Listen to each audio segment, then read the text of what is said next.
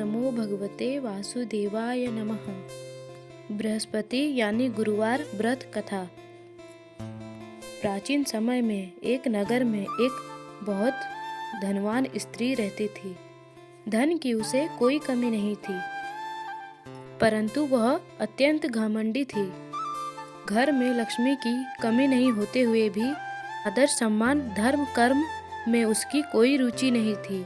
बृहस्पति देव की पूजा करना तो दूर, वह पूजा पाठ में भी बाधा डालती थी।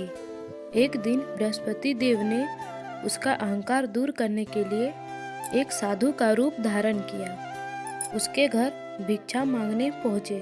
स्त्री ने क्रोधित होकर कहा, यहाँ से तुरंत चले जाओ, मेरे पास तुम्हारे जैसे साधुओं के लिए कुछ नहीं है। बृहस्पति देव शांत स्वर में बोले, देवी, भगवान का नाम लेने से घर में सुख समृद्धि बढ़ती है। व्रत उपवास से मन पवित्र होता है। परंतु उस स्त्री ने उनकी बात को अनसुना कर दिया। बृहस्पति देव वहाँ से चले गए। धीरे धीरे समय के साथ उसकी घर की हालत बदलने लगी। धन समाप्त होने लगा, कलह बढ़ने लगी, सुख शांति नष्ट हो गई और परिवार के लोग बीमार रहने लगे। व्यापार भी बंद हो गया। उसे समझ में आने लगा कि किसी दिव्य शक्ति का कोप उस पर पड़ गया है।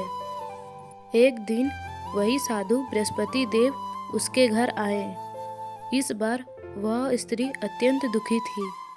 उसने विनम्रता से पूछा, महाराज, मेरे घर यह विपत्ति क्यों आ रही है?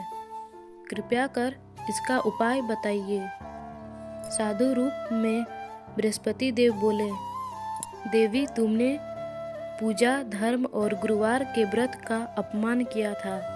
यदि तुम गुरुवार का व्रत करो, बृहस्पति देव की कथा सुनो और उनकी पूजा करो तो तुम्हारा कष्ट अवश्य दूर होगा।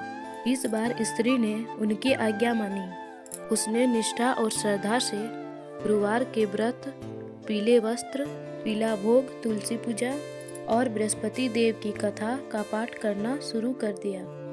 धीरे धीरे उसके घर में सुख समृद्धि लौटने लगी, बीमारियां दूर होने लगी, धन बढ़ने लगा और घर में शांति स्थापित हो गई। स्त्री को अपने अहंकार पर पछतावा हुआ और उसने निश्चय किया कि वह सदैव गुरुवार का व्रत करेगी और बृहस्पति देव की भक्ति करेगी।